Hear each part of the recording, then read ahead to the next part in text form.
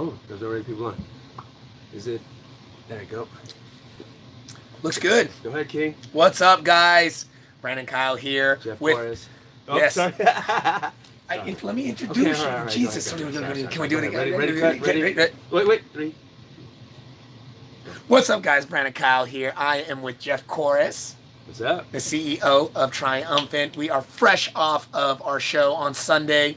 T4, huge success, guys. Had a dual title fight. The whole card was banging. Half the card was finishes. You can't get better than that, right? 50-50 finish rate type thing, and that seems to be triumphant when you have matchups like this, man. The excitement breeds itself, guys. Oh yeah, I totally forgot to mention, as always, we're being joined by our COO of Triumphant. Zay Martinez is right here looking. You don't age. Every time I see you, look the same, Zay. Every show we do, you look the same. You got the knot. You're always pressed. Same shirt, same tie. You got to mix it up. Maybe change up next time. But we got Zay here, guys. We're here to talk everything Triumphant as far as past this last show and then future here. So let's start off with T4. Banging show, Geoff. Can we give him a round, guys? Can we give a round of applause to Chorus for the matchmaking ability? It seems like he's got the Midas touch when it comes to matchmaking, because every match he puts on seems to turn to gold. So now you've had a chance to kind of recap. You've seen the show. I know it's hectic for you during the show. You're running around. You got all this stuff going on, but now you've kind of seen the show. Everyone wants to kind of know what you're thinking about how the fights went. How the night went, what was going on in your head, and then how'd you feel at the end of the show on Sunday? Yeah, well, I mean, first of all, let me say thank you everyone for showing up. It was a holiday weekend, and it was actually a nice surprise to see that many people come on a holiday weekend when they could have been, barbecuing, camping, and all that, going to the beach. It was a hot day too, so but yeah, thank you guys for coming out. It was one of the very few times that I actually got to sit down and watch the fights live. I have yet to see and hear the commentary that you and Zach and Huey put out there. I hear it was really good. Everyone keeps talking about it, like, hey, did you hear the Brandon and them? So I want to watch it again. But yeah, it didn't surprise me as far as the action, but some of the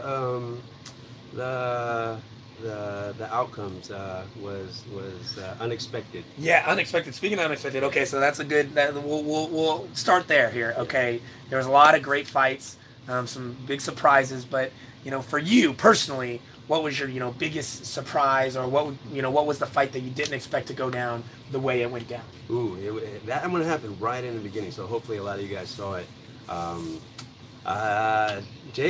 Jake Haas, toasters, throwing toasters. Yeah, he was throwing toasters. He was definitely throwing toasters, but his opponent was able to, for the most part, dodge most of them toasters because they were definitely flying. Yeah, they were actually asking for him like 2 shows ago, and again, I had already made the match with other people and the promise to match him up with other people first. But this one had to happen. I've watched Philip before. I'm a big fan of his style. And his commitment, his athleticism, just the way he can, his game. Yeah, I mean, right away when you saw him at weigh-ins, he was focused. Yeah, he was serious about it. He was in, he was on, and the moment I saw he had an unorthodox style, which I think kind of threw Jake off a little bit, and then when it went into or after the second round. And then because Jake hasn't really been, I don't think he's been in the second round before. Exactly. He's usually putting people out under 2. So so that kind of got me. I was thinking he hasn't prepared for a 5-round fight yet. So I thought he was gonna gas a little bit, and I don't know if he really gassed. I think he was just more frustrated. He wasn't finding the mark like he usually does. Right. And you hear in the commentary, we're kind of talking, we're like, even though he hasn't found it, if he finds it, everything could change like that. Exactly. With a guy like Haas, any weapon he throws, if it lands the way he throws them, it could change the fight. But man, and like I hadn't seen very much of Ignacio, not to take anything away from him, but when you see Jake do what he's done on a tear 7-0, all knockouts or TKOs, anybody he puts in front, you're going like, whoa. Well, see, he carries that weight really well, really well, because he's tall, he's slender, he's cut up, he's ripped. You know what I mean? And he's on. Yeah, and he's long. Yeah, he's long. He has no fear. Yeah. His reach is crazy. And and he was right in there. Yeah. He wasn't running. He was using his elusiveness, but he was also scoring. It wasn't like he was just trying to dance and then score here and there. He was right in the pocket with them. And Jake had opportunities. I mean, there was some. There was some spinning elbows and some overhands that were like an inch this way or that way, and it could have been a different night. But yeah, I got to give it up to Philip Ignacio for winning that 146-pound Bay Area Challenge title. I mean, can't wait to see him again too. And that's already set up. Which will come out a little bit later. I already have his matchup ready to go. So it's that James who fought Lucas Martino. Oh. Yeah, he's in the. He was. He was a big surprise in that Martino fight too. I wasn't ready. I hadn't seen him before. Right. And then I said, in that fight, I said, whoa. So that actually, this guy, dude. This guy is way ahead. Oh, Zay, I'm my bad, Zay. I'm covering you up there. You can't even see. They can't even see. There you go, Zay. Yeah, that's the matchmaking right there, mine. That's I already like that fight. Yeah. I'm excited. Okay, so that was the biggest surprise, or you could say like you weren't expecting it to go down that way. But let's move on and say, how about the most technical? What do you think the most clean performance of the night was? I mean, you saved the best for last. Narapol, nothing against or nothing taken away from Eddie, but Narapol made it look like cake. I don't even think he was he was so calm, his composure, his timing, everything. It showed that he did have at least 300 230 or 40 fights like that. And it's funny because I was talking about it and I said, you should have seen this, man. I never seen anything like it live. Just the composure and just the calmness of him while and then the way he can just the attacks come out of nowhere. And just no prediction, he doesn't kind of show it's coming. It's just out of nowhere, right? Switchblade kicks, right? And so I was so shocked. I told him, somebody said it was kind of like watching Lomachenko in boxing. Right. It's just just so smooth, economy of movement, and then trickiness. That knee that put Eddie down in the third. That timing with there was perfect. He was coming in. It looked like he just lifted up and he ran into it. Like, come on into this right here. Wow, what a display of just technical, clean, super sharp Muay Thai there that night for that dual title. It was an IKF World title, in case you guys don't know. IKF World title fight, and it was also our Triumphant inaugural middleweight title fight. So two big shiny pieces of hardware are going into the trophy case of Narapol Fairtex, and he was excited, super excited. You should have seen the fan support he had out here. He's a transplant. He lives out here in the Bay Area now, and they were all out there cheering him. I thought they were going to carry him off after the fight. There were so many people waiting for him to walk out of the ring with those two belts. And you know what I love about it? He's still such a fan of being in the game. He stood out there with those belts. He didn't even put his shirt on. He was out there in his tight shorts, walking around. Just I think he went home in it. Dude, and that's what I love. You see a guy that's been in the game like that long. He's got 200 plus fights, and Lumpini Stadium champ, Thai national champ, and he's still that pumped to be fighting and still performing at that level. Which is crazy. Exactly. That's crazy. So we got this upset or the surprise of the night. We got the most technical fight of the night. This is a tough one. Now, here's the tough question. I warmed you up, Geoff, with I warmed you up with easy questions. Here's the tough one, because there were so many banging fights on this card, guys. Fight of the night, man. Fight of the night. Ooh, so it would have to be a toss-up between Brandel and Ethan. That was a battle that I was expecting to be like that. Yeah, exactly. It went exactly how I expected. And I would have to say Charles's fight with Johnny Parsons. That first round. That first and second round. I thought John. It was the first time I really saw Charles get like kind of like whoa, worried. Yeah, like, whoa. what the fuck? Yeah, exactly. Yeah, he the face changed a little in that first round because if you've ever seen Charles fight, he's a jovial fighter. He kind of reminds me of Pacquiao. He comes out smiling. He's just so happy to be here. But when he gets in there, he's taking care of business. But you saw Charles kind of I said it. It was like when a big dog comes up and the small dog bites him right in the nose, and the big dog kind of goes whoa, right, and goes whoa. But in that second round, Charles, it's like he came out and he's like, no. I'm going to hit the gas and see if Johnny Boy can keep up with me for the last 2 rounds. And in that second round with those flurries and exchanges, he cut him, where right? they're both just, they're standing in the pocket and they are just going for it. Oh, yeah. So that definitely could. But then that Cachon Mendoza fight, though, to see those guys and the pace that they set, and I don't think there's more than 3 seconds without action in that fight. Yeah. It was constant bang, bang, bang, going back and forth. Well, I actually was calling this in my head that was going to probably be a trilogy between those two because I thought it was going to be that close. Really? But it was, it was a, But if you really look, I think it was the right decision. Definitely. Brando had the edge on him. He was pushing, and I think he frustrated him. Yeah, and Ethan couldn't really he met the force, but he couldn't overcome the force because Brando just kept coming. Just kept coming. Yeah. Okay, so that's our recap. So we're not sure on Fight of the Night. So maybe we can get these guys help. Comment, subscribe, and comment on our YouTube. But what we'll do is go on to Facebook. Yeah. If you're on Facebook, check out Triumphant Combat Sports Facebook page, and we'll do like we did. Last time. We'll do a poll, and you guys can go and you guys can say who you thought was the Fight of the Night. Go watch the stream back again, maybe, and kind of go, okay, break the fights down and see. I know Climaco and Rafferty had a great fight too. Yeah. Again, it was another thing like that where Climaco, Rafferty was meeting him, but he couldn't overtake him. Yeah. But man, what a scrap! Those guys were just going at it and tearing each other apart, man. Yeah, and I think Sean totally just bashed up his shins on both sides. Really. Yeah, he was limping off the.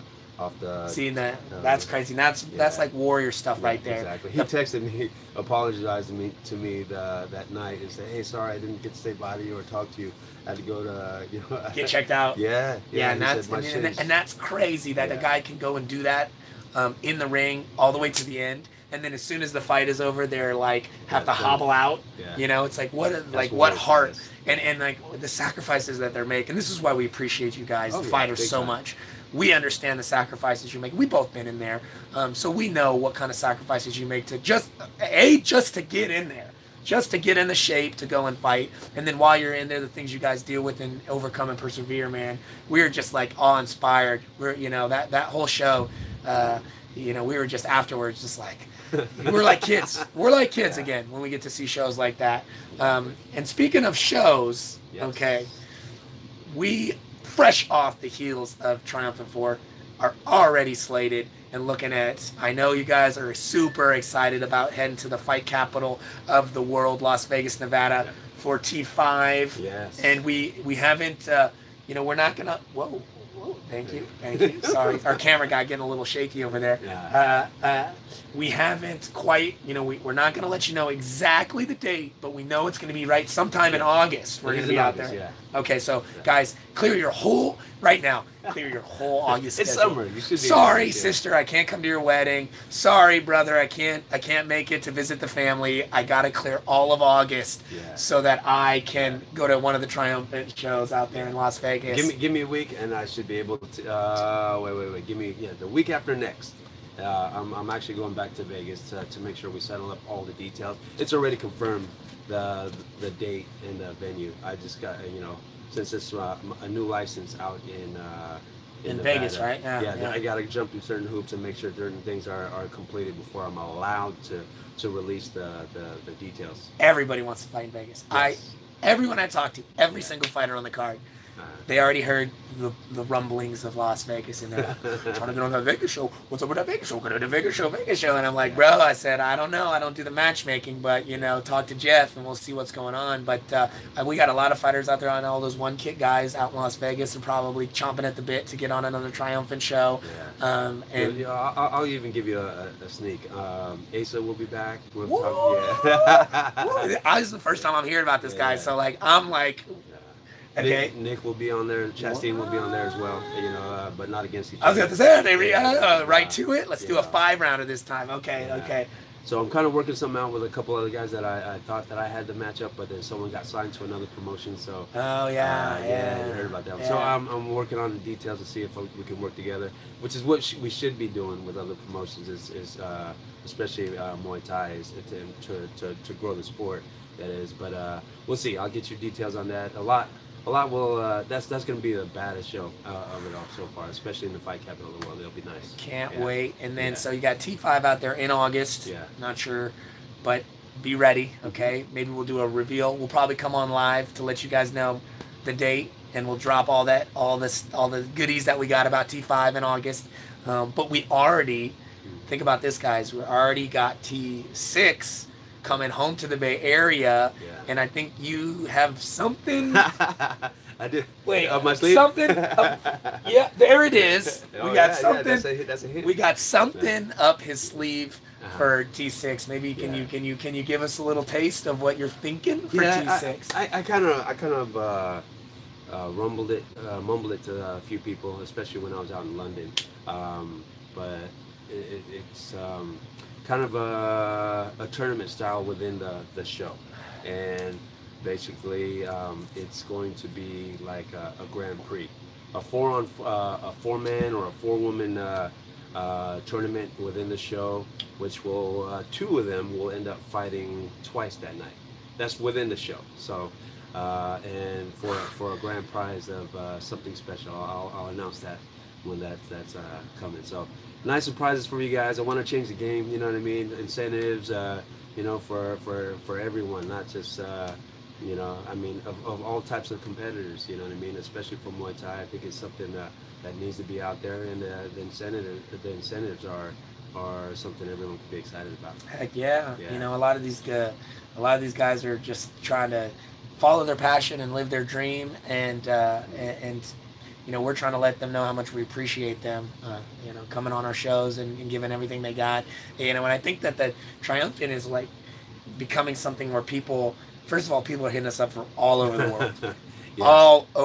Messages every day from, I mean, Canada, all over the country, Russia. Australia, Russia, South America, the UK. Hey, we got guys. What do we got to do?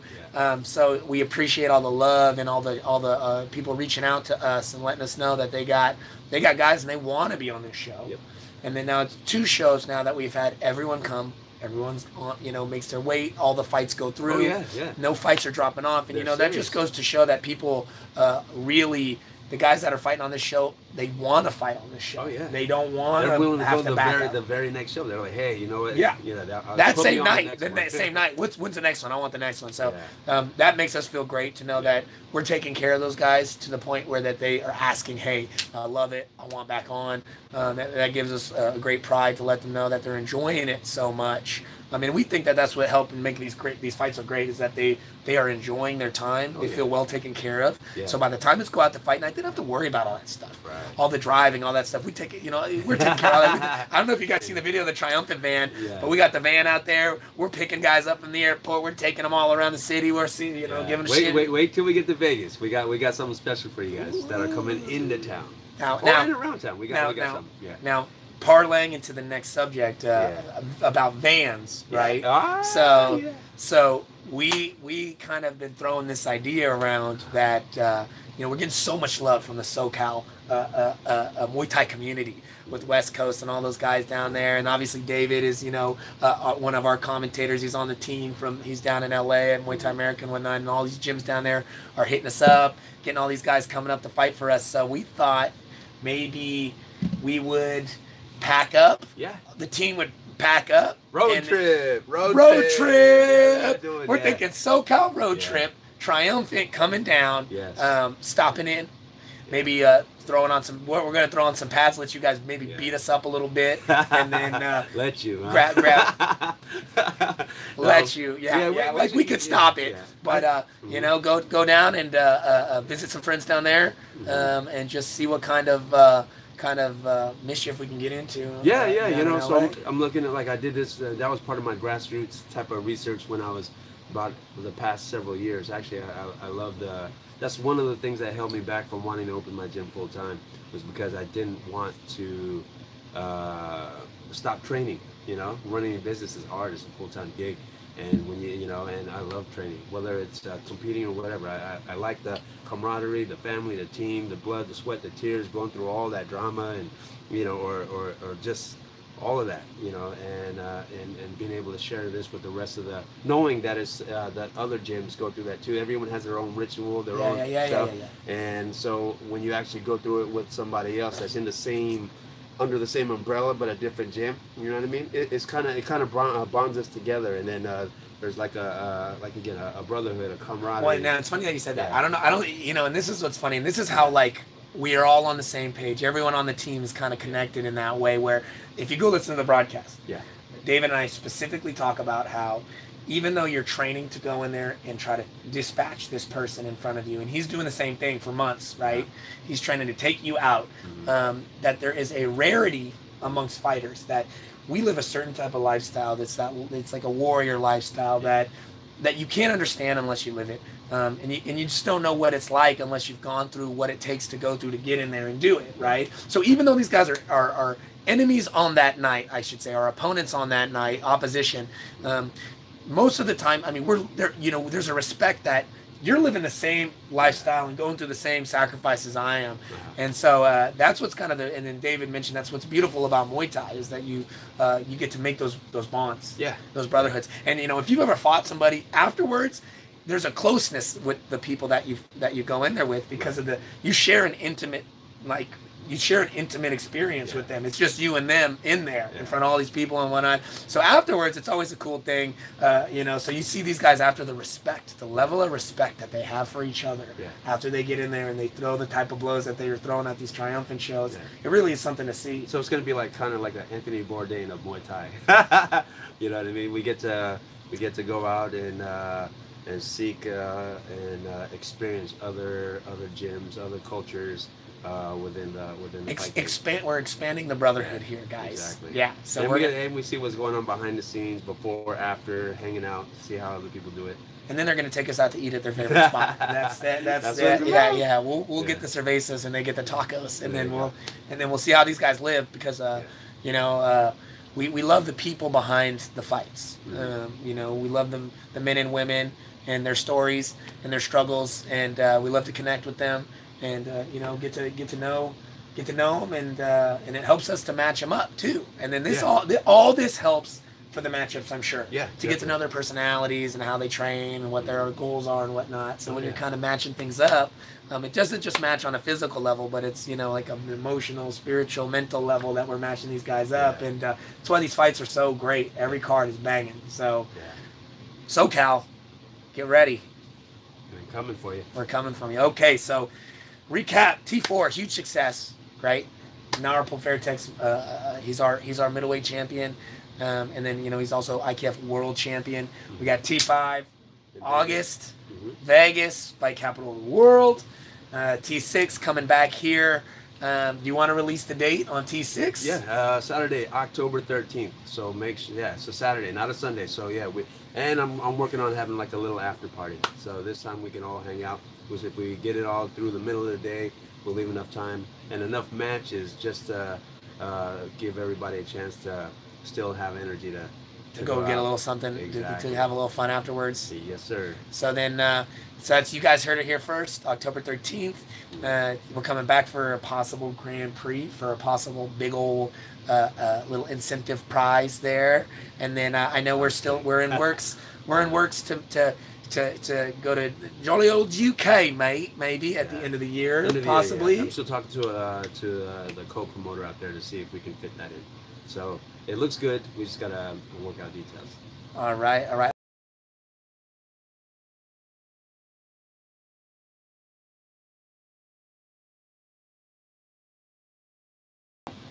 Right on. Oh, bro, I don't know how to turn this off. You want to stop?